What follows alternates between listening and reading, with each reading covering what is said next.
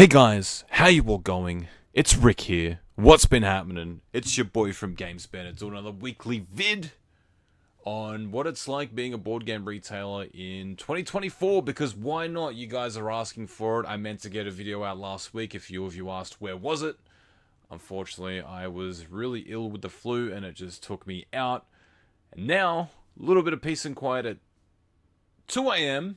in the morning, because why not? This is when we can actually get some stuff done in terms of the video recording phase. Want to get that weekly video out, get you a little bit of a taste buds, a taster for what's happening on this side, because as you know, we always use real life situation scenarios that occur in this space as part of topics of discussions. So if you have any interest, what's happening on this side of the curtain, if you're ever looking to start your own small business, specifically in this industry, you get a bit of a taster for it. And so this week's video is going to be a little bit different. We're going to be talking about selling singles in the trading game. So any TCG trading card game you're thinking about selling, making it big, because that's where the big bucks are, pulling a Charizard like Pokemon first base set from the 1990s. That's where the mullah is, right? We keep hearing about it from the Twitch stars doing those openings. Things are going wild. Logan Paul selling his $1 million card. Is that going to be us? Don't know. But there are some realms to basically selling singles and some things that don't just work out. And this video is going to be based on consumer behavior, or just behavior in general.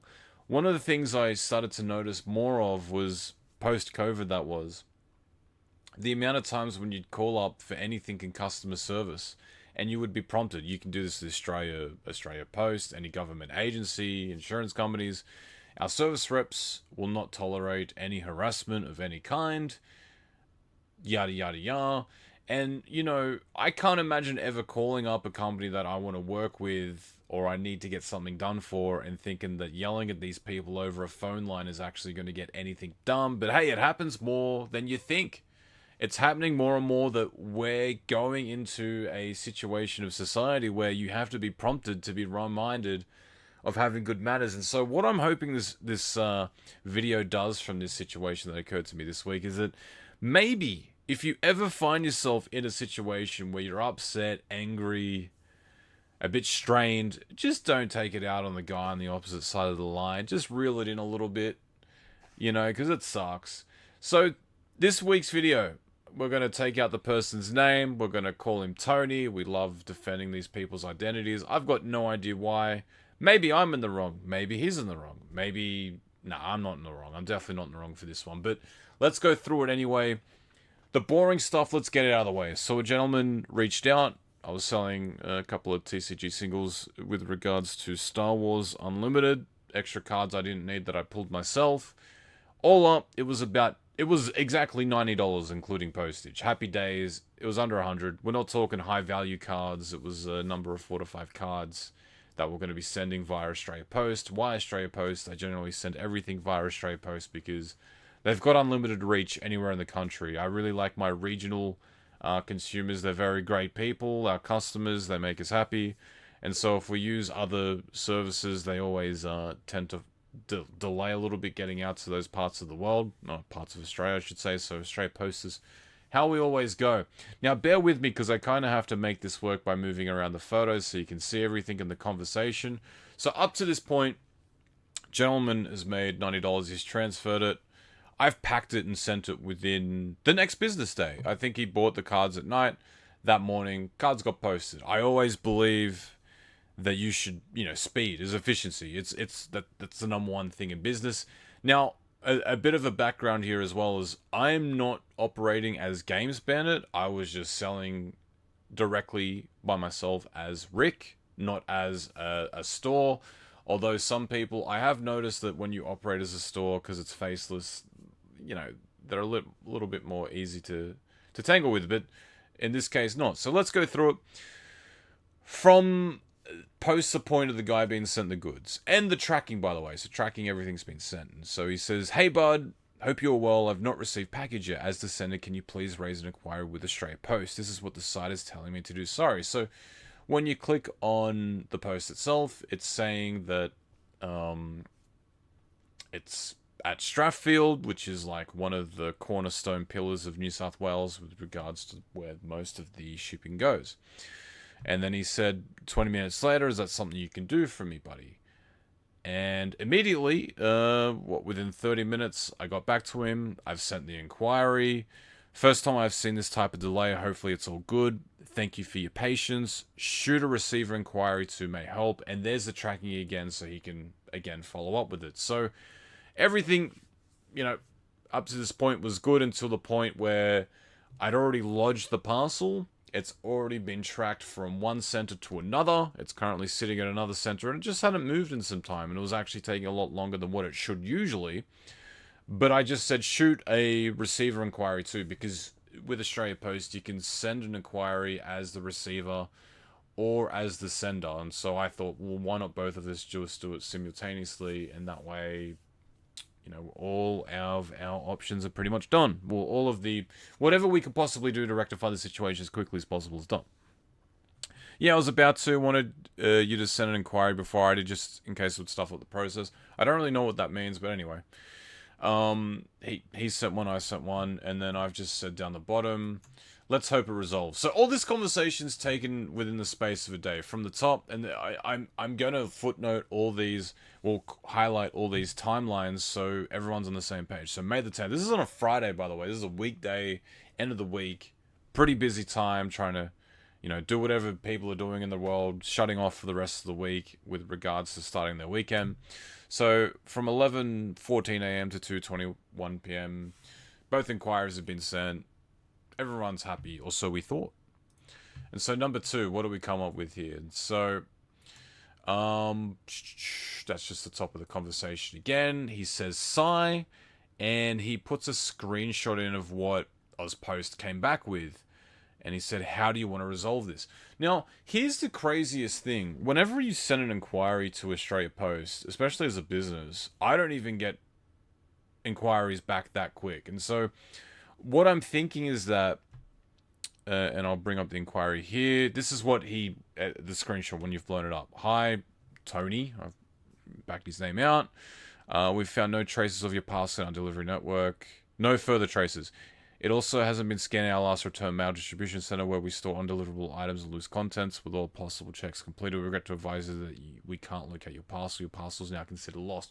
So Australia Post is pretty much saying, look, it was here, and we don't know what we've done with it. Now, for the first time ever, I've come across this. I've sent hundreds and hundreds and thousands of parcels with Australia Post. Surprisingly, first time ever, this has happened. And what to do next? Please contact the sender of your parcel, blah, blah, blah. So it just sounded like, because the parcel had gotten to a point that was... And by the way, you can put that tracking number into Australia Post now and see, anyone can see for themselves that that's the journey that it had taken, the timeline, etc. And so what I'm thinking is that because it was static for a little bit, and usually there'd be, updates within 48 hours when it's traveling, as the receiver, you just get this automated message to say, it's considered lost. Now reach out to the sender. As a sender, I'd already sent an inquiry, and we're kind of hoping that something goes from here. And so, going back to this chat, right? So 3:10, he advises me that. So this is still during the same day all this conversation's occurred. How do you want to resolve this? 4:59. We can claim compensation below 100, but sadly I can't do that as I am not the sender. You happy to return the 90 and go through the compensation process? An hour later, 6:13. I'm happy for you to transfer $80 and you keep $10 for your time. 6:36. Does that work for you? 8:23. Hoping to hear from you soon. And can I just make this really clear is, I think being on top of any conversation you're having with a party that you have a transaction with is vitally important. But I'm going to put this out there and say this is the most craziest thing for a second. People are generally busy, yeah. People have things to do. People aren't just sitting on guard waiting for you to respond or to bring up any items or issues. And again, I'm acting as an individual seller, not as a company that has a customer service of people just sitting on standby waiting for queries to come in that they can handle on the go. And again, even if I was first and foremost on a Friday at that time, I'd probably be looking at getting other stuff done in my daily life, irregardless. So, the fact that I'm not responding here isn't me being distant from the issue, not trying to resolve it, as you can see from the top of the discussion, all the way through the transaction. The fact that I got money that night and sent it the parcel the next day, the fact that I'd sent in a query, I'd responded back during, around the lunchtime period, should give you a positive green light that I'm doing things, right? For you. This isn't just some fraudulent exercise. And the fact is, it's in Australia's Post. It's in their registry system where it's in their hands and they've got it. It's not like I'm holding from not sending anything. It's not like you don't have a tracking to kind of see that. So, the next thing I get is, if I don't get a response from you by tomorrow morning, I will have to consider this a scam. So this is kind of where I kind of blow my brain a little bit here and kind of call an apple, because from the last message I sent him at 2:20 to, hours later, not even half a day, I'm gone from, cool, this guy's great because he sent me my stuff, to, I'm now considering you a scammer. And here's the concern with any of this information. Even though this guy was in the wrong to kind of throw that out there in the first place, if he goes and takes that information and poisons the community watering well, or any particular Facebook group that I may be selling in, or marketplace, or Discord I'm selling in, and says, this guy scammed me, even though contextually I can prove that that's completely mind-blowingly incorrect, because, I'm an active seller, I've got my own reputation to look after, I've got people I've dealt with, I've done thousands and thousands of transactions in this realm to kind of have that reputation to say, well, I'm not a scammer, and I'm not going to blow my reputation over $90. But the impatience of someone to go from, from 0 to 100 like that so quickly, I would say after a day, if 24 hours passed, maybe you start thinking, you get an inkling in your head that, hey, this guy's taking me for a ride. But it's not even like that. It's been an Australia Post. And so you kind of, as much as I don't want to be wasting time messaging people like, let's have a bit of a reality check, which is what I did here. I'll read it verbatim. Hey, Tony, blanked out his name. I have to say, mate, after receiving this message, I'm pretty miffed about being accused of scamming. Let's have a quick timeline of the events that occurred in the last 12 hours. You raised to my attention this morning that the item was held up, and pointed out that Australia Post had a hiccup with the delivery, further requesting I reach out to Australia Post. Within an hour of receiving a message at lunchtime today, I sent a follow-up query to Australia Post and let you know as such. Within hours of letting you know this, you have somehow become suspicious of being scammed us out. This makes absolutely zero sense. I've been nothing but efficient all dealings with you. The issue is clearly that Australia Post has dropped the ball. It's not common, but every blue moon it happens, so please ease up here with the accusation. I have not received a response from Australia Post. I'm not expecting a response from Australia Post on the day of sending an inquiry either. I'm confident they will get back to me as soon as possible. I'll most likely get that response early next week, as I understand customer service does not work weekends. If you could please be patient while I work through the process, that would be absolutely fantastic, and I can guarantee no one is stealing from you. It will be a refund if it is genuinely lost, and Australia Post send me that confirmation. Cheers. And so, you kind of have to say that, because if this guy goes from 0 to 100 within a couple of hours, what's to stop him from going to forums, posting this up? And you may say to me, well, that shouldn't matter because you've got the reputation. Yeah. The problem is, with anything, if there's any noise, or any rumblings, even if they're ill-informed, it can still hurt your reputation. The best thing you can ever do is not get in the mixer or in an argument with someone online publicly about this type of crap, because it doesn't actually do you any favors. What I've learnt from my experience in dealing with anything to do online is, even if you're in the right, if you take an argument public with someone, you're going to lose. It's a lose-lose situation. You can straighten it out. You can have a 50 comment war back and forth with someone, dealing and talking about this issue and fixing it, and telling them, giving them all the facts. But just because you're in the mixer, it's not a good look. It's always not a good look. And so, you know, being stoic to a sense, sticking to the facts, giving the guy the real story, and just straightening it out is kind of like the way I went about it. And here's what he has to say to all that, and I'll bring this back more in the conversation. Well, when I had no response from today, I thought the worst, and that I apologize. I thought the worst when I kept seeing you view my message and had no response. Agree issues with Australia Post, and we'll definitely be calling them next week. So it's kind of crazy to think that because someone leaves you on read or read or however you want to say it, that you automatically assume that you're being ghosted. Can I just say, as someone who always has my desktop open, I'll have Facebook open on one of my monitors, and I can leave it there while I go and do other things, and it can say it's read your message purely because it's been populated on an open web page. In addition, I could be driving a car and a message could come through and it will read your message out loud or ping me to say on my screen, da da da da da. These are all reasons why to think that your message could have been read, but I may have been in the middle of a million other things on a Friday during a workday that I couldn't simply drop everything and just respond to this. In fact, I probably would have felt at that time that I would have responded enough to you by the middle of the day that I wouldn't have needed to be actively watching that chat 24/7 to think that this would get out of hand so quickly. And I know you're probably thinking, guys, maybe I am overreacting to his response of overreacting, but this is what we're kind of dealing in. We're not talking big money here, and I'm not trying to say that there's no amount or any cards that shouldn't be considered, big or small. You never want to be scammed, but this is happening more and more than we ever had in the past, and so.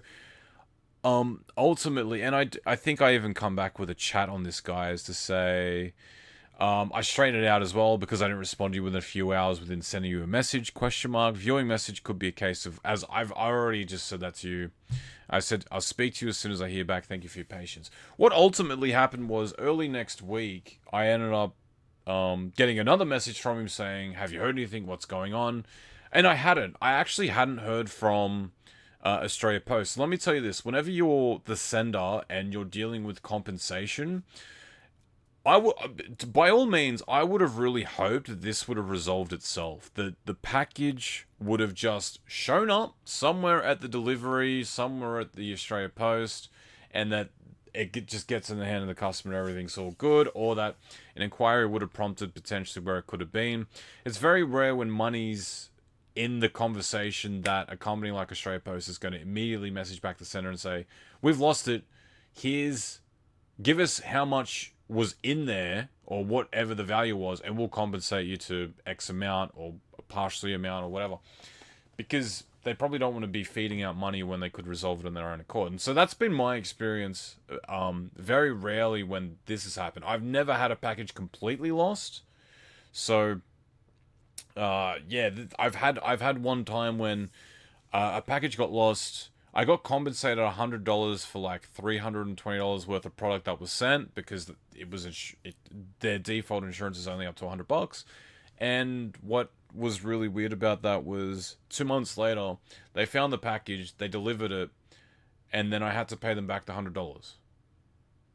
Which makes sense. The customer was kind of like, well, I kind of have double of this. And then ended up sending it back to me. Didn't matter. And the guy ended up apologizing, and I kind of I didn't want to leave that out of here. He said, "Thank you, Rick. Apologies for the overreaction. For the first time this has happened to me, from being responsive to radio silence for several hours. Granted, could be.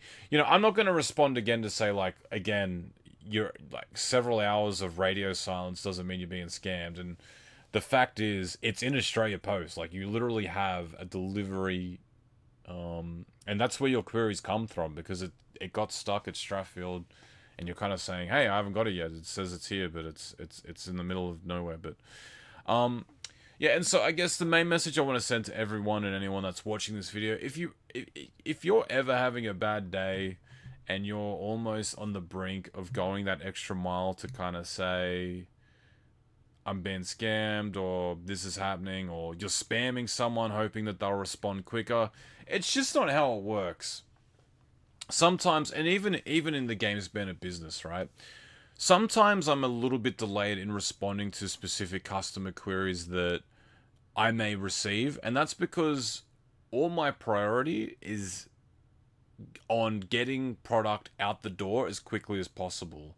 And by doing that and making that my main emphasis, 99% of people's queries as to where their item is kind of automatically cancelled out anyway, because you'll get those customers, like I've shown in the past, who will email like every 48 hours, where's their item, da da da, and you'll be like, well, it's a pre-order and the item, doesn't even come out for another 3 weeks, so like, can we cool it off? So yeah, cool. Just thought I'd share this little quick vid. It's a bit of an oopsie. It's not that big of a deal, and it kind of sucks. It's been 2 weeks since this happened, and I still haven't got anything back from Australia Post. To be honest, I compensated the guy, so I'm actually out of pocket cards to at the least, at the minimum here. So it is what it is. So I'll provide an update in the comments down below if I do get compensated anything, but I thought I'd just send out this quick vid.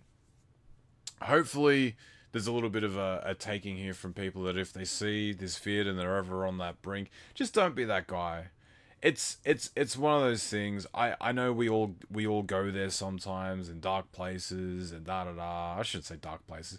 We'll get a little bit of road rage, but if you just tune it back a little bit and take a bit of a deep breath, everything will work itself out. And hey, if you're being scammed, what are you gonna do anyway? Like, there's nothing you can do.